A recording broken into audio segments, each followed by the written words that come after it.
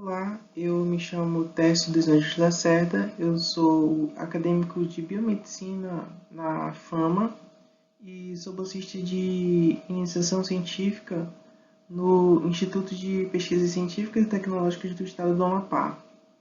Eu tenho como orientador o Dr. Allan Kardec Ribeiro Galardo e o meu projeto é intitulado A Avaliação dos Métodos de Manutenção de Anopheles marajoara em condições de laboratório. A malária é uma doença causada pelos protozoários do gênero Plasmodium e é transmitida por alguns mosquitos do gênero Anopheles. No Brasil, a região amazônica é considerada endêmica para os casos de malária.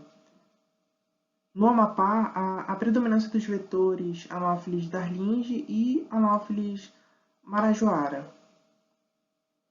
O controle vetorial é uma importante ferramenta para a diminuição do número de casos e para que se obtenha eficiência nas medidas de controle vetorial, é necessário que sejam realizadas constantes avaliações através de bioensaios. Com o vetor, os bioensaios servem para avaliar a resistência e a susceptibilidade desses insetos aos produtos que estão ou serão utilizados para controlá-lo. A Organização Mundial da Saúde preconiza que os bioensaios sejam realizados com insetos que possuam o controle de idade, da sua idade, e não tenham sofrido nenhum dano ao longo da sua vida. Essas condições controladas são possíveis somente quando esses insetos são criados e mantidos em laboratório. Sendo assim, é necessário o estabelecimento de colônias de anófilis em laboratório.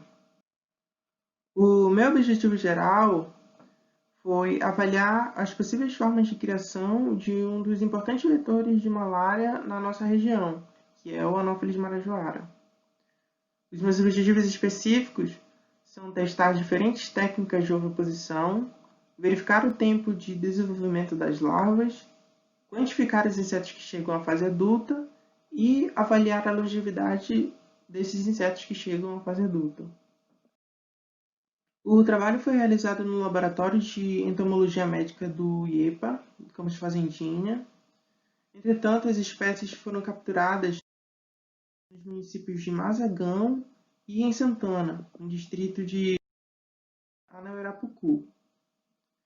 As fêmeas de anófeles eram capturadas depois de se alimentarem de sangue e eram trazidas para o Laboratório de Entomologia Médica para serem identificadas e separadas para as espécies de Anopheles marajoara.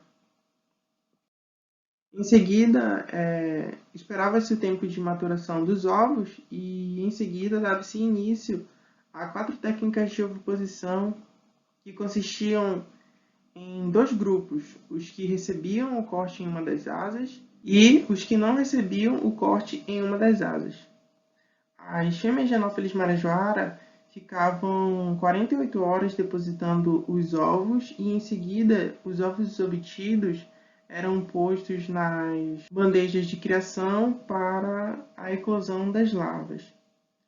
Nessa fase do processo, as larvas podiam ser alimentadas com 2 tipos de dieta: a ração para peixe macerada e a ração de peixe macerada acrescida de aveia.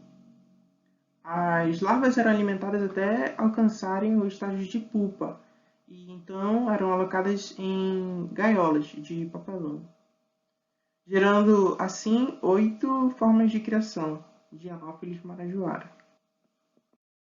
Os resultados foram que, quando comparado as técnicas de oviposição com e sem a remoção das asas, foi possível detectar que a quantidade de ovos é maior nas técnicas de oviposição onde não houve remoção das asas, pois o tratamento ocasionou a morte precoce das fêmeas. Mediante essa situação de remover as asas da fêmea e gerar mortalidade precoce, nós decidimos remover os métodos de oviposição adaptada sem asa e modificar o método de oviposição em placa de Petri, para que não houvesse a necessidade de remover uma das asas da fêmea. Quando excluídas as chances de mortalidade precoce, foi possível verificar, pela análise de variância, que não havia diferença significativa entre as técnicas de oviposição testada. E foi possível evidenciar que as fêmeas íntegras põem mais ovos, quando comparamos a mesma técnica de oviposição, que foi em placa de Petri, com a asa e sem a asa. A diferença gerada pelas dietas oferecidas pode ser evidenciada pela quantidade de larvas que alcançaram o estágio de pupa e adulto. Mas não houve diferença significativa entre as dietas testadas. E a quantidade de indivíduos que alcançaram a fase adulta foi igual em ambas as dietas. Como conclusão desse trabalho, não houve diferença significativa ao número de ovos obtidos em diferentes métodos de oviposição quando a fêmea encontrava-se íntegra, ou seja, quando foram removidos os métodos de oviposição sem asa. Quanto menor a manipulação das fêmeas de Anopheles mararajoara, maior a possibilidade de se obter uma quantidade satisfatória de ovos. O grande número de larvas em uma única bandeja de criação ocasiona o retardamento do crescimento. E as diferentes dietas oferecidas não alteraram o desenvolvimento das larvas.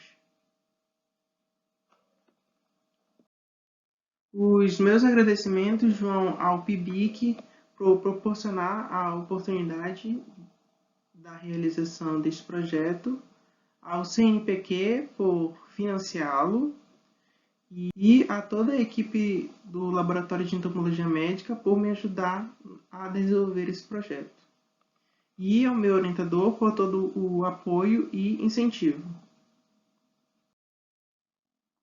Essas são as referências utilizadas na introdução desse slide e muito obrigado pela atenção.